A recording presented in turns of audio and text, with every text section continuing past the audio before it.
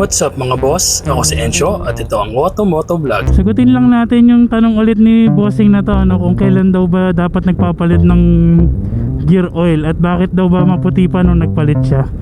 Ideally, nagpapalit tayo ng gear oil tuwing every 3,000 kilometer nung tinakbo nung motor natin. Kaya ang ginagawa natin, every 2 change oil. Kasi usually nag-change oil tayo every 1,000 sa flex, di ba? Yung iba ginagawa 1,500. Tulad ko, ako nagwa 1,500 ako. Kasi maganda pa yung langis ni Motul kapag nagpalit ka ng 1,000. Every 2 change oil nagpapalit tayo ng gear oil. Kasi ideally every 3,000 kilometer nagpapalit tayo ng gear oil. Mas maganda nga, mas mababa pa dun eh.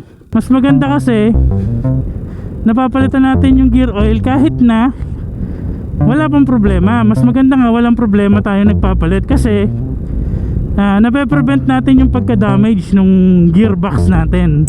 Tsaka kahit na mapansin nyo na clear pa o maganda pa yung langis, hindi ibig sabihin na goods pa siya. Mga boss, nababawasan yung viscosity niyan yung ginagamit natin yung motor, no? Every time na gumagana siya dun sa gear, nababawasan yung viscosity niya. Ibig sabihin nababawasan yung quality niya. Kumbaga hindi na siya ganun katik. Mapapansin niyo kung minsan nagpalit kayo ng gear oil, lalo kung daily use kayo, tapos malalayo yung kilometer nyo. Yung iba kasi natin mga bossing, hindi lang naman 3,000 nakakapagpalit eh. Minsan maabot ng 5,000 kilometer bago sila magpalit ng gear oil.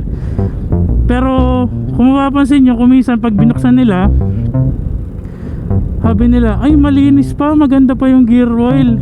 Pero ang totoo niyan, nabawasan na yung viscosity noon. Kumbaga hindi na ganun kalapot yung viscosity niya, hindi na ganun ka-thick yung langis niya.